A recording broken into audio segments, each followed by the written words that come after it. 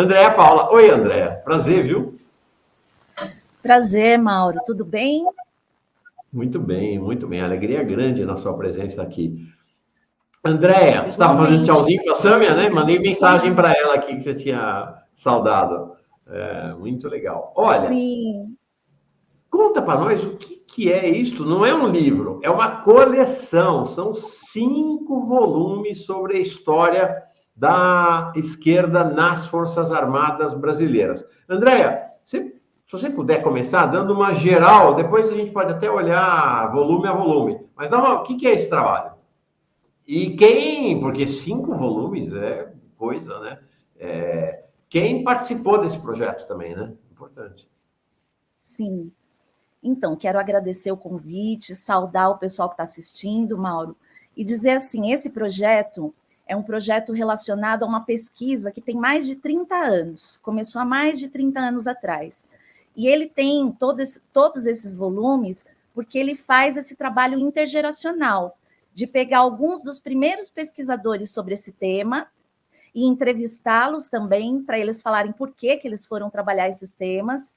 E aí pegar a minha geração, que aprendeu a fazer pesquisas com esses pesquisadores, e também pegar um pouco das próximas gerações, né, os estudantes de agora, que a gente está trabalhando com eles. Então, tem trabalhos dessas 3 gerações. E aí, a primeira geração que a gente trabalhou foi o professor José Carlos Sebe Bonmei, que é da Universidade de São Paulo, do Núcleo de Estudos em História Oral, e o Silvio Tendler, que é também professor de história, historiador, e é um dos maiores cineastas do Brasil, um dos maiores documentaristas do Brasil. E aí, por que a gente começou esse trabalho? Né? Eles começaram esse trabalho.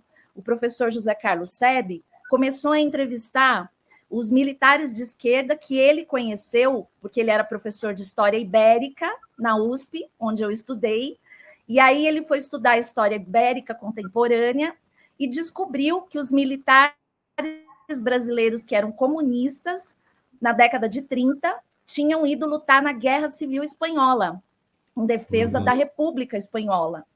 E essas pessoas estavam vivas ainda, né, nos anos 90, nos anos 80.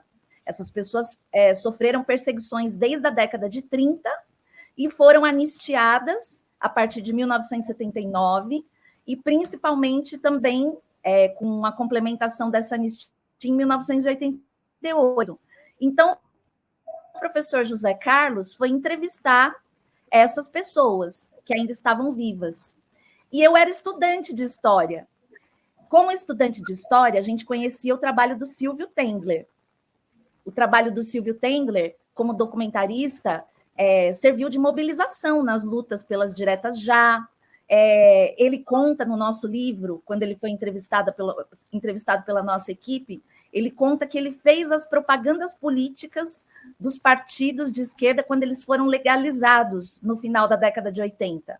Então, ele fez as propagandas do PCB, né, do Partido Comunista do Brasil, Partido Comunista Brasileiro, né, na época, e fez a propaganda do PSB, Partido Socialista Brasileiro. E aí o Silvio conta que nessas propagandas partidárias ele começou a entrevistar os militares de esquerda, porque eles apareciam nessas propagandas que foram veiculadas em rede nacional, falando do quanto eles tinham sofrido sendo perseguidos pela ditadura e que eles estavam no movimento pela redemocratização, e muita gente não sabia disso. Então, é a primeira vez que eles aparecem na TV, são nessas propagandas, né, depois que os partidos são legalizados. E aí o Silvio vai continuar entrevistando esses militares, que vai culminar num filme e numa série que foram lançados em 2014, nos 50 anos do golpe de 64, que se chama Militares da Democracia.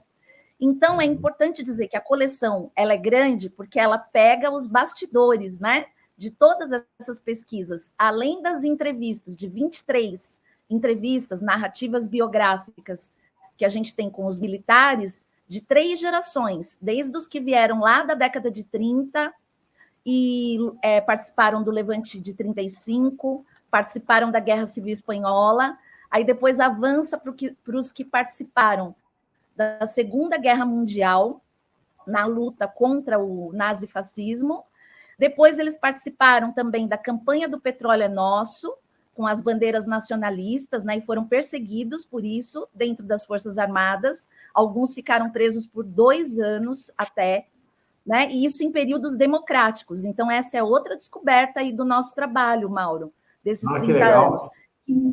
Mesmo quando houve períodos democráticos no Brasil, os militares à esquerda das Forças Armadas, que eram comunistas, socialistas, legalistas, democratas, eles foram perseguidos, eles foram presos, eles foram condenados. Mesmo quando tinha governos pós-Estado Novo, né? Antes da ditadura militar de 1964, do golpe. E aí tem os militares mais novinhos, né, que a gente entrevistou na década de 90, que foram perseguidos a partir do golpe de 64, e foram presos, caçados, torturados, expulsos das Forças Armadas, né, alguns aposentados precocemente. E também a gente entrevistou e fez as narrativas biográficas de militares de altas patentes e de baixas patentes. Então, tem pessoas que são mais conhecidas, como, por exemplo, o brigadeiro Rui Moreira Lima, que era uma pessoa muito famosa, porque ele era um herói, né, considerado um herói da Segunda Guerra Mundial. Então, ele foi preso 3 vezes, ele foi sequestrado, o filho dele também, né, sofreu junto com ele esse tipo de tortura, né, de prisão, a partir do golpe de 64, mas ele não foi uma pessoa, por exemplo, expulsa das Forças Armadas, ele foi aposentado precocemente e ele não foi morto, né, porque era uma pessoa bem difícil de ser eliminada. Mas a gente tem os outros que eram de baixas patentes que sofreram maiores perseguições e perderam o emprego também, né? Por exemplo, o brigadeiro Rui Moreira Lima nunca mais pôde pilotar um avião, porque havia uma portaria secreta das Forças Armadas na ditadura militar proibindo que eles exercessem a profissão que eles tinham. Então, eles ficaram sem trabalho e as esposas deles eram consideradas como viúvas para eles receberem uma pensão. Então, havia uma morte civil dessas pessoas. No golpe de 64, foram expulsas mais de 6 mil pessoas, quase 7 mil pessoas. Isso foi apurado pela Comissão da Verdade. Das Forças Armadas? Nossa. Sim, mais de 6 mil pessoas, de todas as armas, da Marinha, do Exército e da Aeronáutica. Então, é exatamente isso, né? Por que a gente fez esse trabalho intergeracional? Porque eu, quando fui estudar história, entrei na universidade com 17 anos em 1990. A imagem que eu tinha das Forças Armadas era de que eram todos de direita, porque a gente estudou na época da ditadura militar. E não aprendia, de vez em quando a gente ouvia falar assim, por exemplo, do Luiz Carlos Prestes, ou ouvia falar do Lamarca e falava, nossa, é uma exceção. Mas aí, quando eu entrei na universidade, esse meu professor já estava entrevistando esses senhores, que eram militares, ex-militares, comunistas.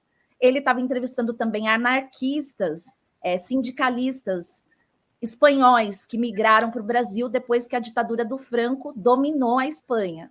Então, ele estava fazendo esse trabalho que era um trabalho de história ibérica contemporânea, vamos dizer assim. E aí ele chamou os estudantes do Núcleo de Estudos em História Oral da USP, e eu fui participar, acompanhei ele assistindo algumas dessas entrevistas e dei continuidade a isso no mestrado. E aí eu comecei a fazer o mestrado em 1994 e terminei em 1998. Antigamente o mestrado tinha 4 anos, hoje tem 2 anos, né, mais precário. E aí o que aconteceu? Eu defendi a dissertação em 1998 com 16 entrevistas ali, já eram 2 volumes, 800 páginas. E isso ficou depositado, era no tempo que não tinha nada digital, sabe, Mauro? Assim, a gente não entregava uma cópia digital, porque era muito difícil, a gente fazia vários arquivinhos para juntar na hora de imprimir, né? E aí eu entreguei uma cópia impressa, que está depositada no CAP, que é o Centro de Apoio à Pesquisa Histórica, Sérgio Buarque de Holanda, que fica lá no Departamento de História, e lá esses volumes impressos, eles foram pesquisados nos últimos 20 anos, né, vamos dizer assim, 30 anos, 20 e poucos anos, quase 30, foram pesquisados por diversos pesquisadores da ciência política, da sociologia política, e mais ainda da história, para pegar vários períodos da história do Brasil, porque acaba sendo uma história do século XX. E aí, nessa coleção, a gente reuniu as entrevistas que o professor José Carlos Sebe fez e que eu acompanhei, que foram as entrevistas com os mais velhos. Reunimos essas da dissertação e algumas que tinham ficado de fora ali da dissertação, porque já estava muito grande, né? E aí, a gente, então, fez essa coleção agora com o apoio do Programa de Ação Cultural do Governo do Estado de São Paulo, que é o PROAC, que em 2023 tinha a categoria Literatura Não Ficção. Aí a gente apresentou o projeto e ganhou esse apoio, esse financiamento para lançar esses livros pela Edições Alfarrábio, que é o Centro Cultural Editor e Livraria Alfarrábio, que fica lá perto da UFABC, em Santo André. Então, a gente está disponibilizando também todo esse material no nosso site, através. Eu acho que você já viu, né, Mauro? Tem o PDF e tem o arquivo em EPUB, né, que é para quem usa o Kindle, leitores também de e-book, está tudo gratuito lá, mas quem quiser adquirir a coleção é só entrar em contato com a editora, porque aí você pode comprar os livros físicos. Deixa-me ver aqui o link. Espera aí. O endereço para quem quiser ver, ler, baixar, e perdi o link aqui. Você tem o link aí para nos dizer? Fala. Tem, peraí, já vou passar aqui para você. Eu já vou anotando aqui enquanto você fala. Tá, vou colocar aqui Fala. no chat. Nossa. Pronto, coloquei aqui. É só entrar lá no site, inclusive no site a gente está fazendo um repositório de documentos, né? Reunindo documentos sobre como se fosse um arquivo da esquerda militar, porque a gente tem muitas imagens e muitos documentos que estão fragmentados na internet. Na internet, o nosso objetivo também foi colocar um material que estivesse reunido para combater essa fragmentação e hiperespecialização que a gente vive hoje do conhecimento, que faz com que determinadas minorias, como esses grupos, fiquem invisíveis, apagadas para a história. Então, os pesquisadores, as pesquisadoras têm que fazer o esforço de reunir esse material e disponibilizar para outros pesquisadores para que seja público, né? E para que não haja esse apagamento.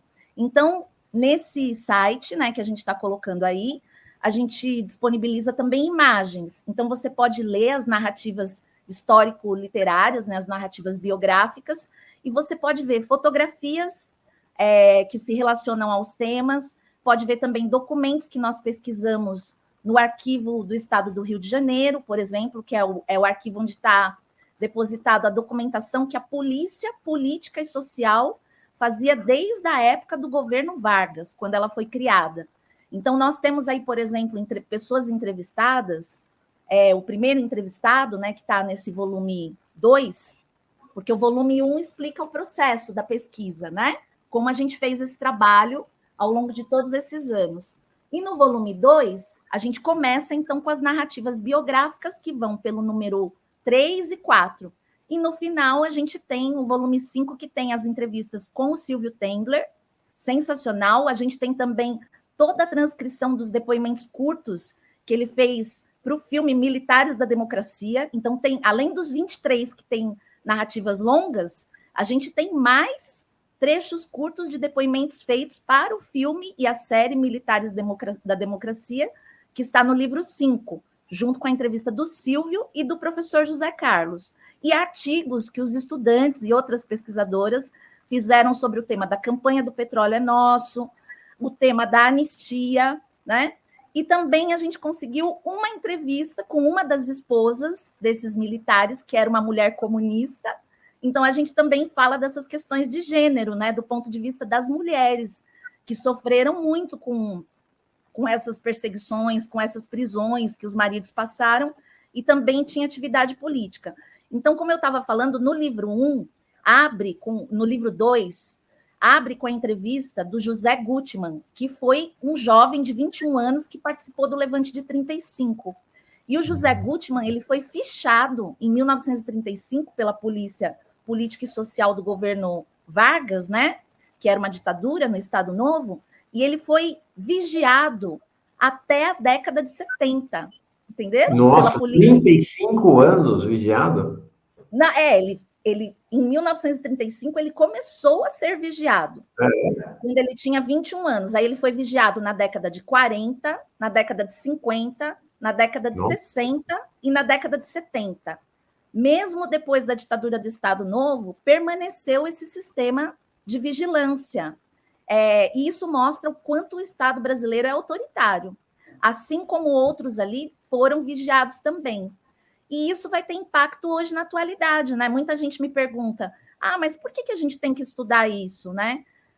Isso não diz respeito ao passado, né? Ao século XX, algo que a gente tem que esquecer? Não, porque nós somos herdeiros dessa história e a gente herda esse Estado autoritário. Então, quando vem o governo da extrema-direita, agora do governo Bolsonaro, ele reabilita esse tipo de prática de vigilância, através da ABIN, por exemplo, né, vigiando os opositores, reabilita todo o discurso de que o golpe de 64 foi uma revolução, né, e não um golpe. E isso vai resultar... Essa é uma questão, né, Andréa? Essa é uma questão. Enquanto o general Mourão fica tuitando que não vamos esquecer 35, essa semana ainda, nunca vamos esquecer os comunistas, blá, blá, blá, do outro lado, o presidente Lula mandou todo mundo ficar quieto em relação a 64. Eles cultivam a memória mais do que a gente. Bom, eu coloquei no chat o link para você poder acessar a obra toda pela internet. Está aqui, ó, também botei num banner aqui, o endereço se você quiser anotar, vou falar bem devagarinho, se você tem dificuldade de ler, JCSBM,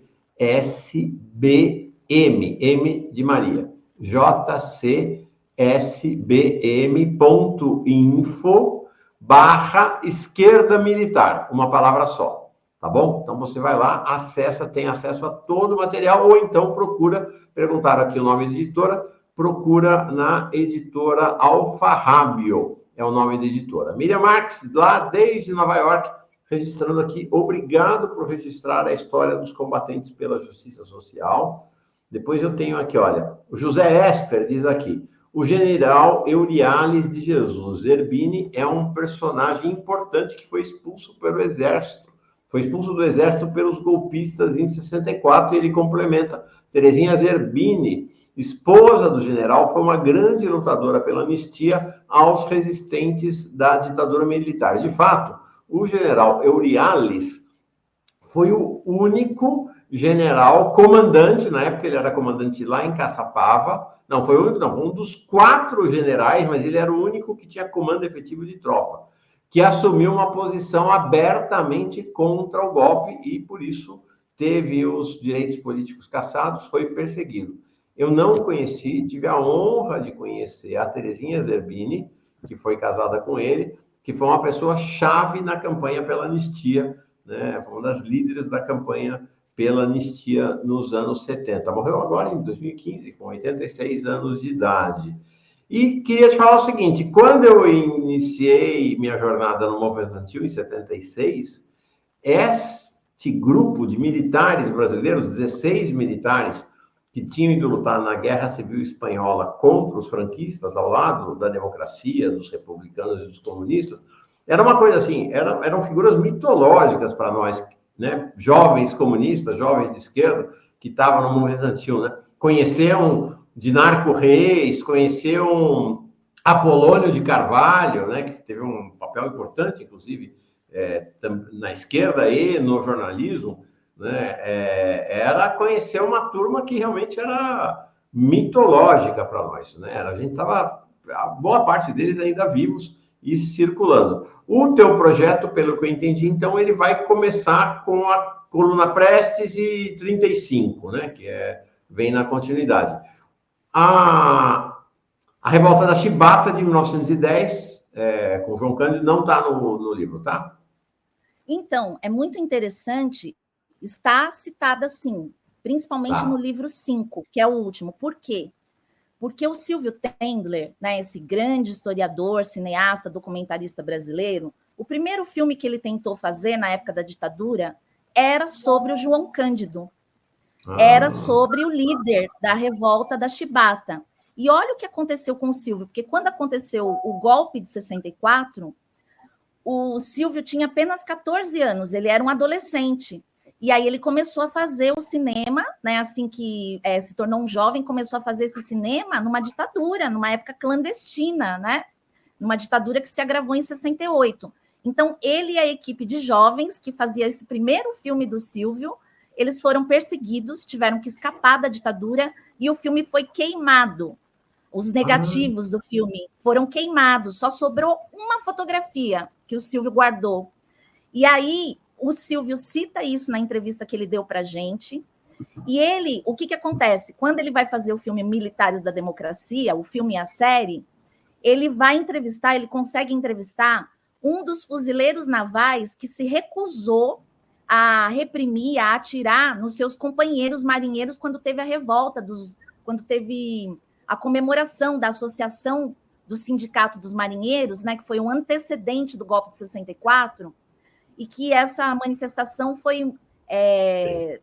ela aconteceu e ela foi, como se diz, um desaforo, né, para os militares de direita que estavam na alta hierarquia, que mandaram reprimir essa manifestação. Só que aí os marinheiros que foram reprimir, né, os fuzileiros navais, quando eles encontraram na porta dos sindicatos metalúrgicos no Rio de Janeiro com eles se recusaram a atirar nos seus colegas, eles depuseram as armas.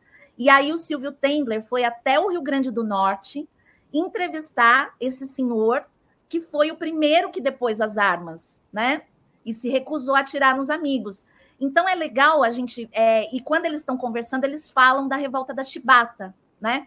Porque a Marinha é historicamente a força mais conservadora, a mais hierárquica, a mais autoritária. Monarquista, ainda hoje. Exatamente. Ainda hoje monarquista, Exatamente, ainda tem esse caráter, né? E aí, não todas as pessoas, porque a gente gosta de frisar isso também na coleção, que a gente entrevistou algumas pessoas, né? O nosso trabalho não dá conta da quantidade de pessoas que têm uma visão à esquerda do século XX, é só uma pequena parcela, mas para a gente dizer que tem essa pluralidade, que quando uma instituição ela afirma que ela é assim, assado, quando ela diz que ela tem tais e quais ideias, né? Quando eu falo aqui, a Marinha institucionalmente ela é conservadora, nós não estamos falando das pessoas que estão lá, porque em qualquer instituição, qualquer grupo que nós temos organizado na sociedade, você vai ter pessoas que discordam, você vai ter minorias, e é assim que a gente estuda os conflitos sociais. Então, essa questão da revolta da Chibata é importante, porque, inclusive, recentemente foi proposto que o João Cândido se tornasse herói da pátria, e aí houve a manifestação, né, dos comandantes lá, dos generais, dos que chefiam a Marinha, houve uma manifestação contrária, porque entende que era uma pessoa que quebrou a disciplina dentro das Forças Armadas, né? Imagina, com tudo que eles passavam, como eram castigados, ele é considerado uma pessoa insubordinada.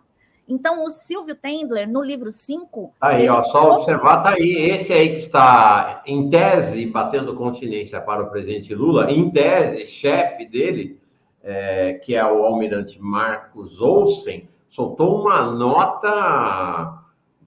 Eu não gosto de falar palavrão, mas uma nota escrotíssima, protestando contra a inscrição do João Cândido no livro dos Heróis da Pátria, e dizendo o seguinte: não, ele era um subversivo, um terrorista. Para eles, só eles, os branquinhos da alta hierarquia, esse sujeito tem uma casa aqui em Brasília, que olha, só eles têm direito de chacoalhar a política brasileira, né? Mas só tem direito de dar golpe de direita ou extrema-direita.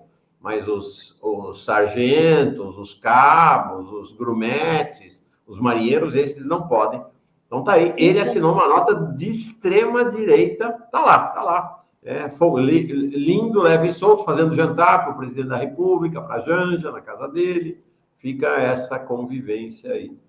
Pois é, Mauro. E olha só que interessante, o Silvio Tendler, ele comenta tudo isso, né? E ele fez um filme, uma série que ele homenageia os marinheiros pós-64, que se remetem, né? Que tem essa lembrança da revolta da Chibata. E aí é importante a gente comentar uma coisa, Mauro. que é esse processo da memória, né? Esse processo de como se constrói a memória nacional. Por exemplo, quando você escolhe um determinado herói da pátria, né? Quando você escolhe destacar uma figura. No caso, por exemplo, os filmes do Silvio Tendler, as entrevistas que o professor José Carlos Sebe começou a fazer, as entrevistas que eu fiz aqui, né, com os estudantes também que chegaram até agora, a gente está se contrapondo a essa história oficial, a essa memória oficial. Só que ela é ainda ensinada, e foi ensinada durante todo o século XX, nas Forças Armadas. Então, a gente precisaria reformular toda a formação militar, para que você tivesse não uma visão anticomunista ou anti-esquerda que predomina até hoje, para que houvesse uma formação que fosse plural, que mostrasse os conflitos, as contradições, que mostrasse o papel, muitas vezes, autoritário das Forças Armadas e a luta de alguns personagens dessas Forças Armadas por democracia. Você citou aqui, por exemplo, a família Zerbini, né? Que é muito importante. No filme do Silvio, está transcrito o depoimento no livro 5, né, da Zerbini, da senhora Zerbini, que ela foi Terezinha Zerbini? Terezinha, ela foi uma grande personalidade do movimento feminino pela anistia. Isso é importante dizer, que as mulheres puxaram esse movimento e muitas eram esposas desses militares que foram perseguidos, né? Então, isso está no filme, o Silvio fala, né, do caso dela, fala do caso da Edna Lott, que era a esposa do Marechal Lott, também, cujo neto, né, o neto também foi perseguido, foi preso pela ditadura militar, foi torturado, também está no filme do Silvio, o depoimento, né, porque o Marechal Lott foi um personagem na história brasileira que era um militar legalista. Ele não era nem comunista, nem socialista, ele não era um sujeito dito de esquerda, mas ele era à esquerda, a gente fala, né, jogado à esquerda pelas personalidades da direita militar, simplesmente porque ele defendia a legalidade, a democracia, a Constituição. Então, é interessante mostrar isso, né, que essa memória nacional ela está em disputa.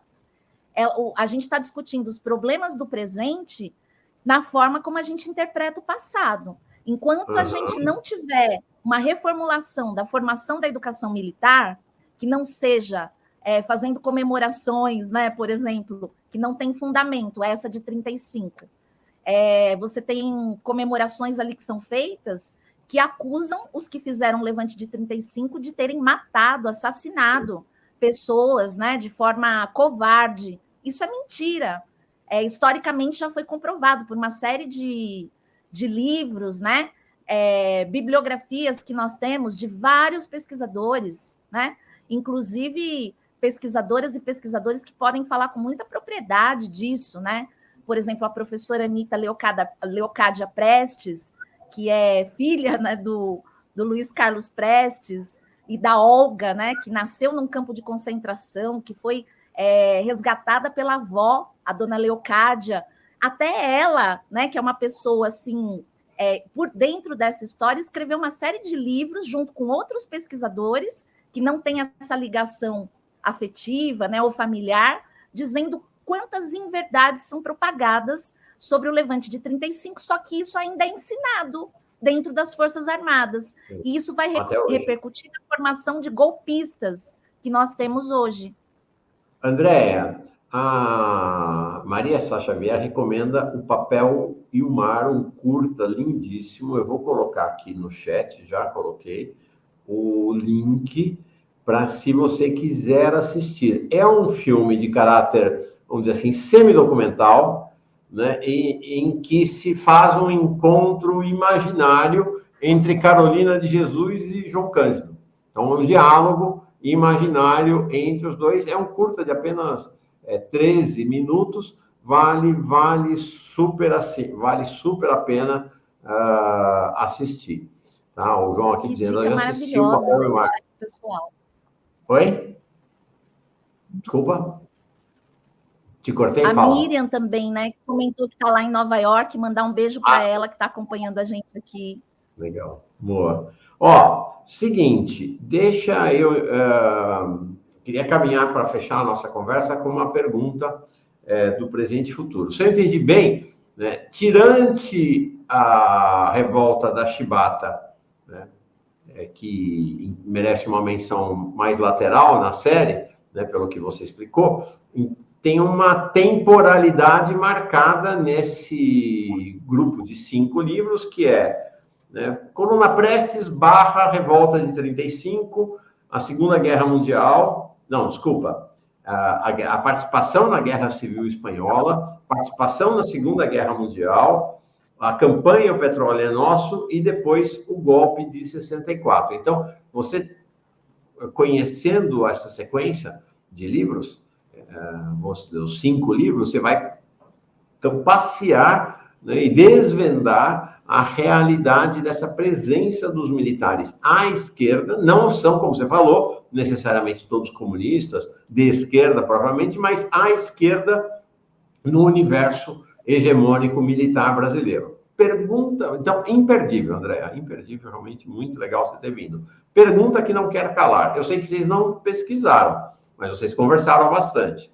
Então, algo que eu sei que não está no livro, eu imagino que não esteja no livro, mas queria saber se você pode, se você tem informação para nos falar. Existem militares à esquerda hoje nas Forças Armadas? Ou eles foram extintos, deixaram de existir? Então, Mauro, toda instituição tem pessoas que são da oposição. Não existe nenhuma instituição que seja homogênea. O que acontece é que, como essa instituição ainda é muito autoritária, muitas vezes essas pessoas não vão se revelar como um pensamento à esquerda, né? Só que, como persistem as práticas de militares de direita de difamarem e criminalizarem as pessoas que são contrárias à sua visão, qualquer pessoa que se coloque como democrata ou legalista é considerada à esquerda, entendeu? Então, mesmo que a pessoa diga, não, eu só sou democrata, eu só sou legalista, isso já é uma posição à esquerda, de direita, que é a posição que nós temos dentro das Forças Armadas. E aí é importante a gente destacar que esse grupo de direita que fez os planos do golpe de 8 de janeiro, eles organizaram campanhas de difamação contra as pessoas que são democratas, legalistas, que seguem a Constituição. E nessa campanha de difamação, eles chamam esses militares de melancias, né? Isso. Que é verde por fora e vermelho por dentro, que é uma pecha, né? Uma difamação que eles fizeram desde o século XX. Então, o que acontece? Muitas das pessoas que estão nas Forças Armadas podem ter um pensamento progressista, mas dentro dessa realidade em que você tem uma formação de direita, né, com viés de direita, que ainda mistifica, mente sobre episódios da nossa história, pessoas como essa que estão no comando, que são elogiadas, né, que têm altos cargos. Como que uma pessoa que tem ideias progressistas vai poder se manifestar ali sem ser punida, sem sofrer alguma sanção, né?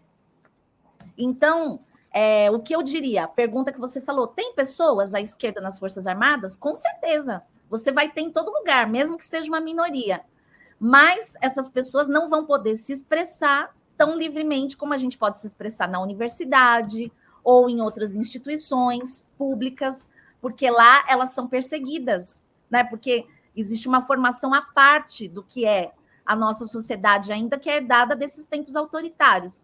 E eu ia ressaltar que teve um lançamento do livro no sábado, lá no Centro Cultural Editora e Livraria Alfarrábio, e nós tivemos a honra de ter a presença do pessoal da polícia, do movimento antifascismo. Então, sim. E eles foram lá no nosso lançamento. Então, é importante destacar que o que acontece nas Forças Armadas tem impacto nas polícias, na Polícia Civil, na Polícia Militar, né, as polícias federal, estadual.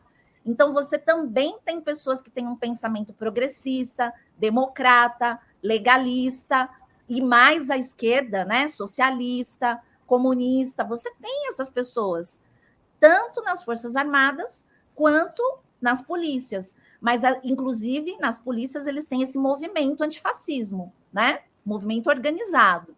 Então, esteve no nosso lançamento o Veludo, né, que é lá da nossa região, o nome dele é Veludo, e ele levou uma coleção de livros para o Fabrício Rosa, que é lá de Goiânia, né? E que é uma das lideranças desse movimento antifascismo. Ele está fazendo doutorado sobre o tema.